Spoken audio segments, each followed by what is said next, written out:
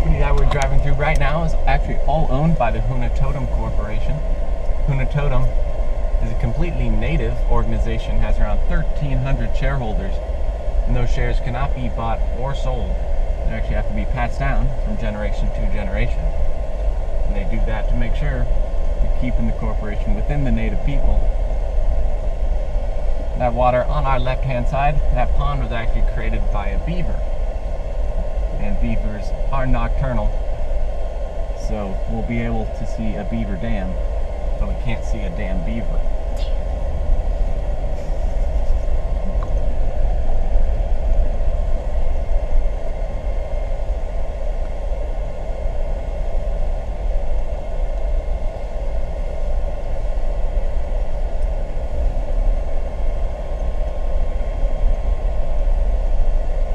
My Jeep on the right hand side, that mural on the back of that building, those represent the 4 main clans of the Tlingit people, and those 4 clans are the Eagle Wolf or Kagwantan, Eagle Shark, Mushkitan, Eagle Brown Bear is the Chukanadi, and then also the Raven Seagull, the Ducting Tan.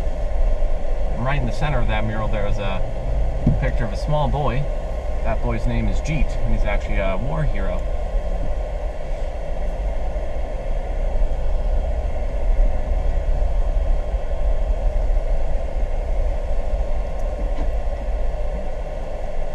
Jeep tour.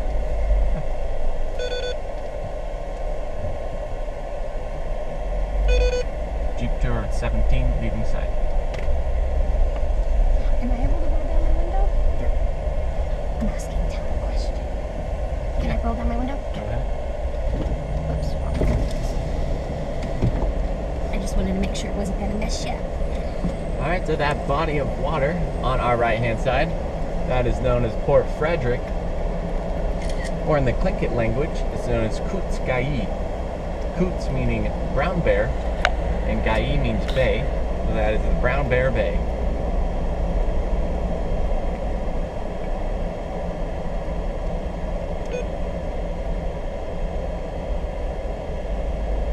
In those waters, we do have humpback whales, and that water is deep enough to which those humpback whales can actually swim straight through this port.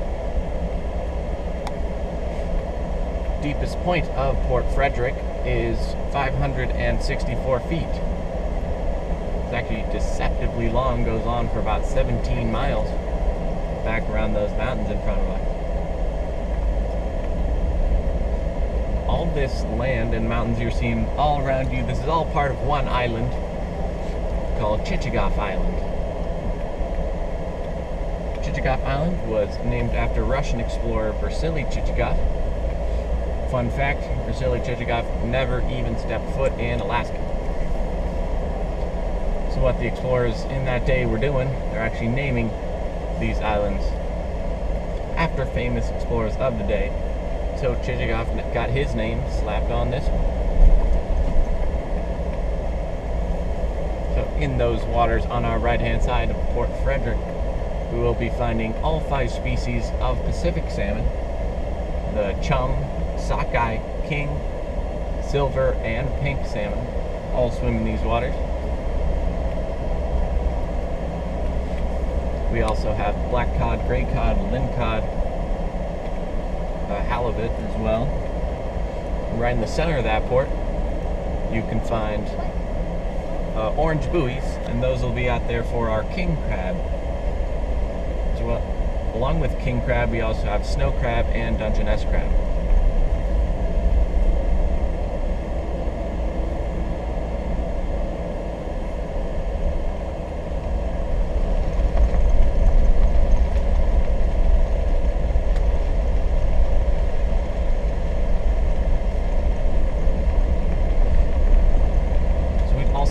The orca whale, or killer whale.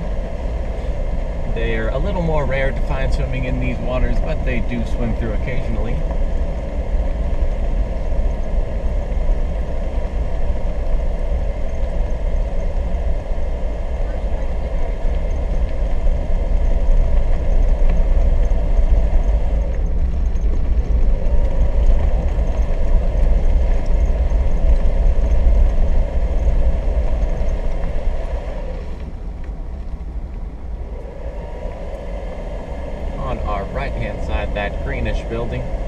That is our terminal for the Alaska Marine Highway.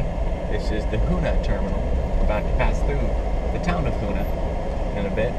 The Alaska Marine Highway has around 33 different stops all throughout Alaska and a little bit outside of Alaska as well. It goes as far south as Bellingham, Washington, as far north as Dutch Harbor in the Aleutian Islands. All of these boats you're seeing on your right-hand side, these are all here for maintenance and other things. That giant blue machine there can actually hold 250 metric tons. So the commercial fishermen know that if they ever need maintenance, they can come here to fix up their boat. Right-hand side is the one and only gas pump available to the citizens of Hoonah. A gallon of gas currently is around $4.14. At a white building out on the water, that is the Hoonah Trading Company, our one-stop shop. Has a grocery store as well as a hardware store attached to it. A gallon of milk in that grocery store is going for about $8 right now. That's quite a bit of money. What a lot of locals will do to cut down on costs, they'll actually order a lot of their non-perishable goods online by using either Target.com or Amazon Prime. Amazon Prime, instead of 2-day shipping, over here it's more like 2-week shipping. Shop ahead of time. Yep. Gotta plan ahead for all that food you need. Right hand side of one of our boat harbors, you're seeing a bunch of commercial fishing vessels in that harbor. And that is because of our boat haul out. It's actually the second largest boat haul out in all of Southeast Alaska. So it's the perfect hub for those fishermen.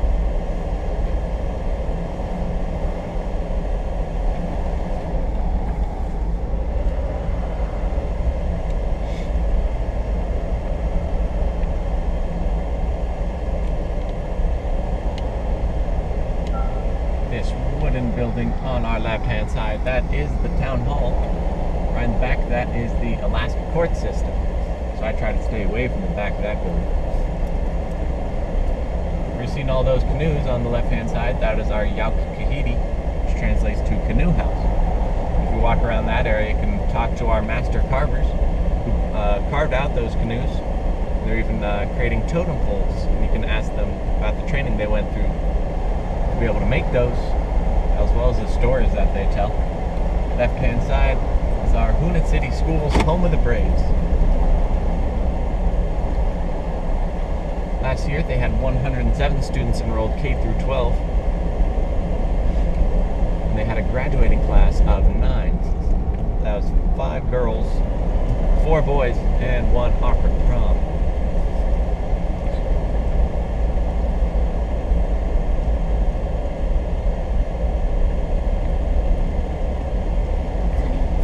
All those Jeeps in the back are keeping up. I'm going to try to do 2 Jeep lengths apart the whole time.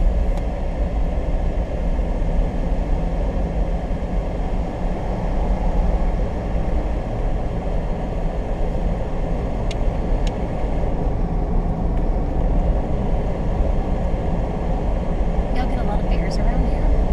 We get plenty of bears. This island is actually area with the densest population of brown bear in the world.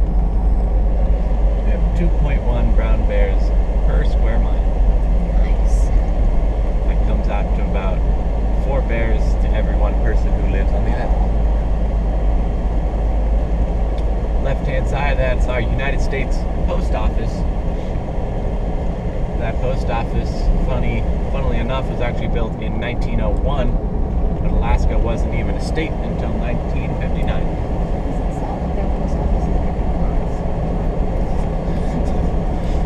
On your right-hand side, you can see in those mud flats.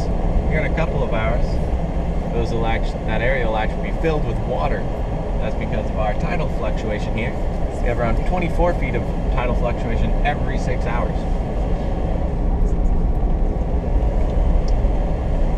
So those mud flats are quite a dangerous place to walk around in. You can easily lose a shoe. I decided to test that out once, so I put my right foot out on the mud flats, put about half my weight on my foot, and my foot still sunk in about 1.5 feet. I do still have my shoe though, so that's good.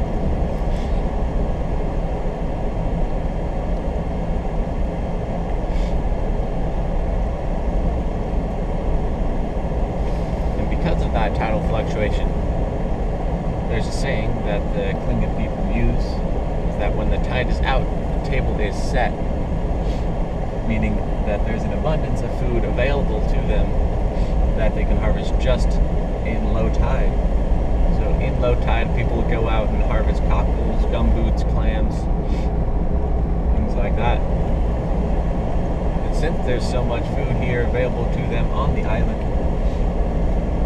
they say if you're going hungry in Alaska, you're just not trying hard enough.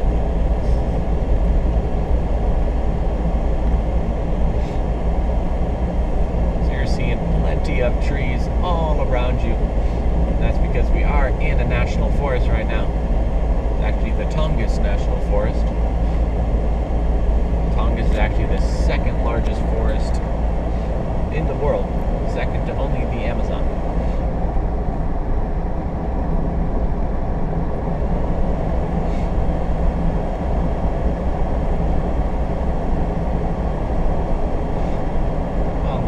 Side, there's going to be clearing in the trees, and you'll be able to see our airport here. See that helicopter just sitting on the runway. There's only one airline that flies in and out of Hoonah, and they are the Alaska seaplanes. Those are tiny little planes, around 10-seater planes.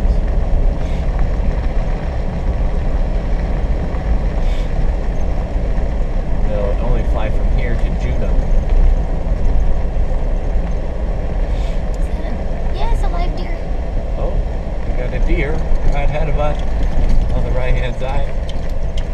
Just walking and slow down. Hopefully you guys get to see him trotting along on the right-hand side.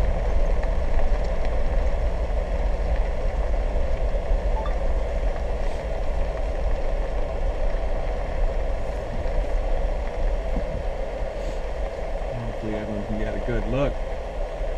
Snap some photos.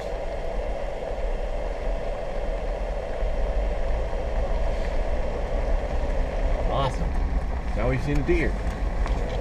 That was our Sitka blacktail deer.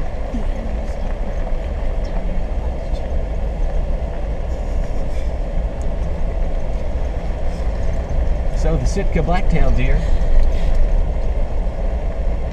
actually is a pretty small species of deer. If you've seen deer in other locations, you'll realize that. But our females will be around 100 to 120 pounds, while the bucks will be 120 to 150 pounds.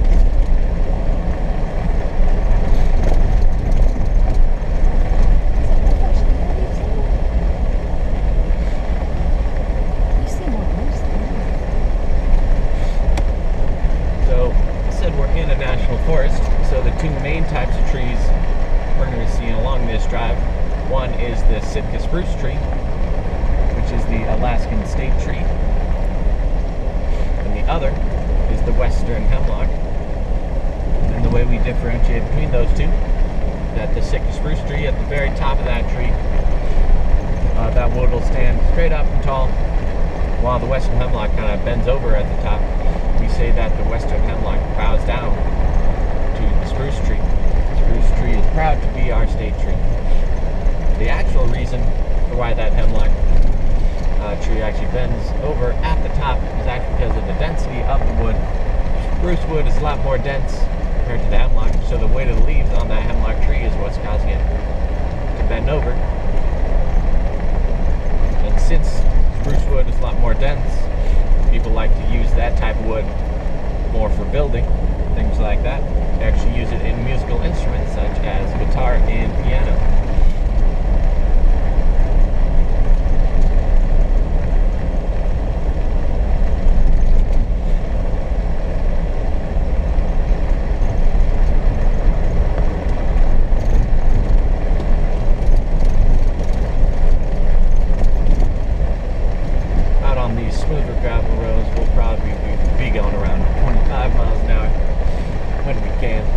you guys can get as much time at our overlooks as possible. And just make sure all those Jeeps are staying close to each other.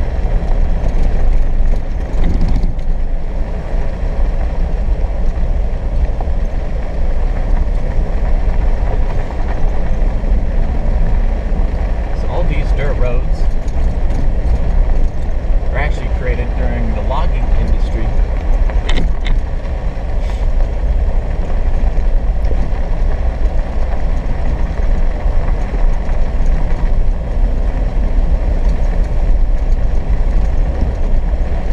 So that logging industry actually was going on this island for about 50 years, from 1953 until the early 2000s.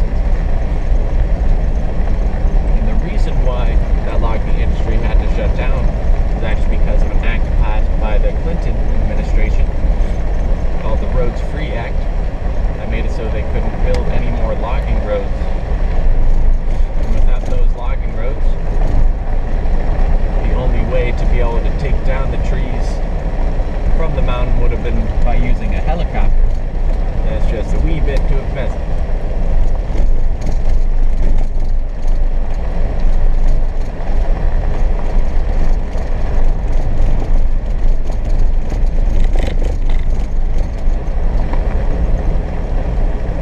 During that logging industry, they were actually able to create around 450 miles of logging road